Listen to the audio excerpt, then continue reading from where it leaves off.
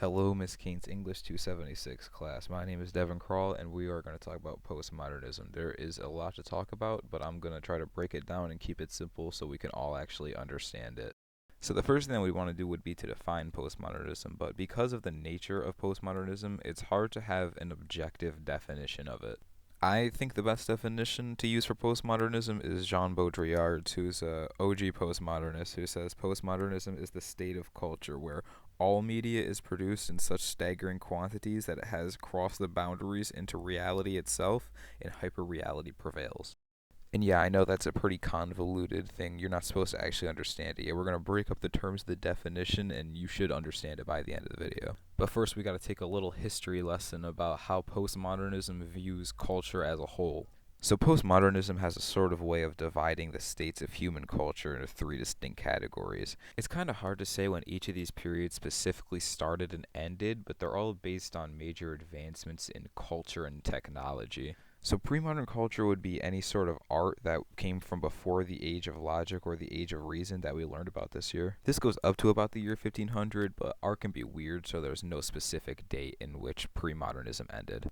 Art from pre-modernism is defined by reverence towards religion, the natural world, and one's personal view of that world. Going a little bit forward, starting around 1500 to 1800, the modern movement of art is still focused on one's individual view of the world, just like pre-modernism. It's just separated by the fact that it takes place in a world that was undergoing significant change.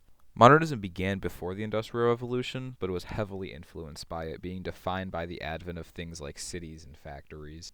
Even before that, technology like the cotton press were very relevant to modernism because of the cultural impact so many different kinds of technology had on the development of humanity and art.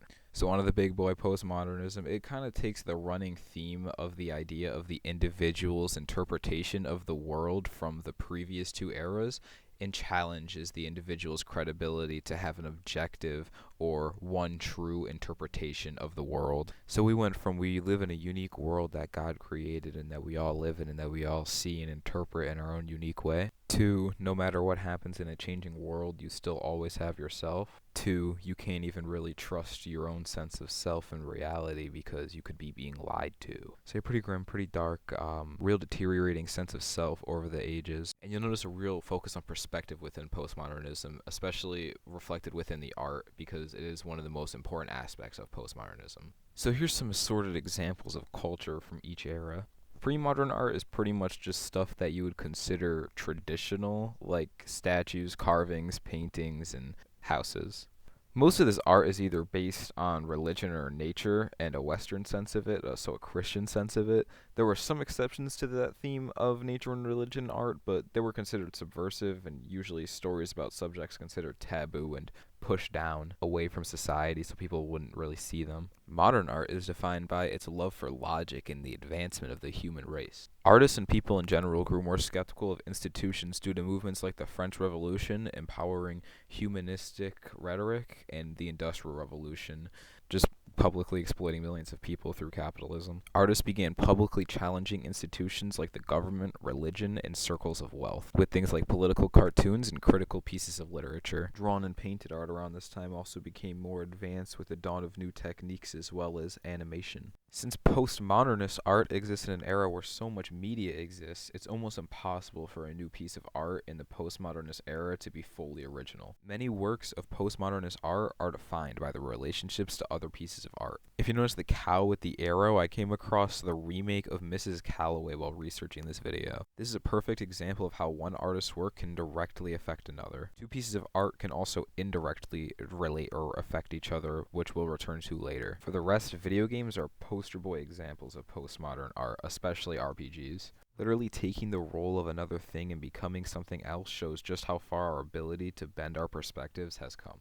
There are some postmodern texts, but most of the written part of the movement is informational, presumably because we've always been able to do things like perception shifts in stories. And modern movies and TV shows have varying elements of postmodernism, but they're all postmodern because of the suspension of disbelief that's required while we watch whatever goes on screen. Architecture and art have also had a large postmodern movement based mostly on abstraction and pushing the limits of what could be considered as art. Postmodernism calls into question the logic, process, and function modernism used to make decisions, since you can't trust a person's individual account, not even your own. Alright, coming back to the fun, we have some more definitions. Here we have Jean-Francois Lyotard pictured on the right. He was a significant postmodern philosopher who defined the concept of the meta-narrative. And a meta-narrative is a totalizing story about history and the goals of the human race that ground in legitimized knowledges and cultural practices, as defined by Lyotard. So a meta-narrative is basically a pre-packaged worldview that typically tries to get you to do something, whether it be buy, kill, or donate. Meta-narratives aren't inherently good or bad, but they are inherently manipulative and used by manipulative people. Lyotard thought the most important aspect of postmodernism was watching out for these meta-narratives that might lead us to doing things that we normally wouldn't do, and I agree completely. Fascism is bad, who knew? And something important is a common aspect of meta-narratives from the outside is having people who fall for them being othered. Things like cults are mystified and people think they could never fall into such foolish lines of thinking. No matter how strong your mental fortitude is, you can still be lied to. Hell, I'm doing it right now. Do you think this is Jean-Francois Lyotard? No, that's a Les Claypool premise. See, it doesn't make you stupid for being tricked. I just fed you the meta-narrative of Les being a philosopher in the same way that the Nazis fed the German peoples a deceitful meta-narrative about a violent, united threat of the Jewish presence. With enough lies and enough repetition, it's not hard to get people to believe something that isn't true, even if that something is dehumanizing other people so that you can commit acts of violence against them. Here's the real Jean-Francois Lyotard, by the way. Ain't he a charmer? So let's take another look at history. This time, propaganda. And don't worry, we're almost done. World War I and II caused the greatest period of production the world had ever seen. Postmodernism is a result of this overproduction, as well as a war on information during and after the war. More media was being made than we knew what to do with, and a good amount of it was recruitment or economic propaganda. The oversaturation of media, art, and advertisements meant that art stopped being a part of our lives, and instead, our lives became relative to art. Art stopped being about how we saw the world, but rather how the world saw us, typically as products.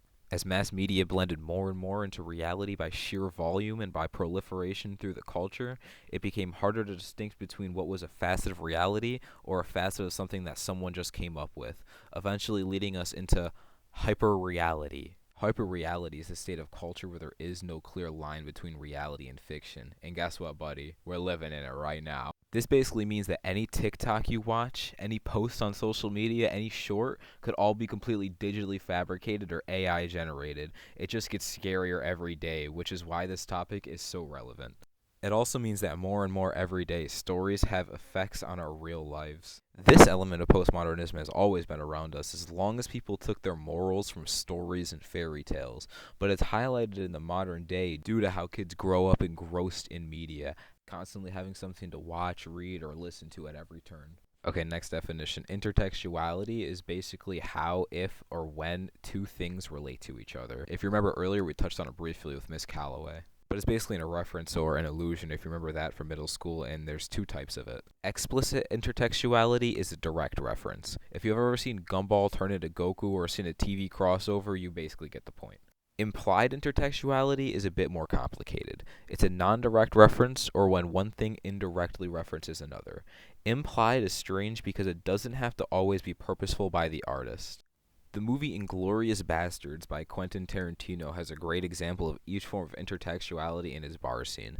I can't show the whole clip for time's sake, but I do recommend that you do watch it on your own time. It'll be in the works cited. In the scene, the soldier's playing a boomer version of Heads Up. He has to figure out who or what he is, and he's King Kong. Right away, the movie is making a direct reference to another movie, King Kong, and drawing explicit intertextuality between them, by just being another funny in-scene reference of another real movie that came out around the time of this movie. Going even deeper into it, implicit intertextuality can be drawn from the scene in a few spots. The first one is the reference to King Kong itself, because it calls into question what elements the two movies have in common and what they might share. You're asked to realize that King Kong is real in this world and consider what that implies. Another far more direct example from the scene itself occurs a little bit later down the line in the scene when the soldier asks questions that all lead the audience and table to believe that he's going to say King Kong, like, and,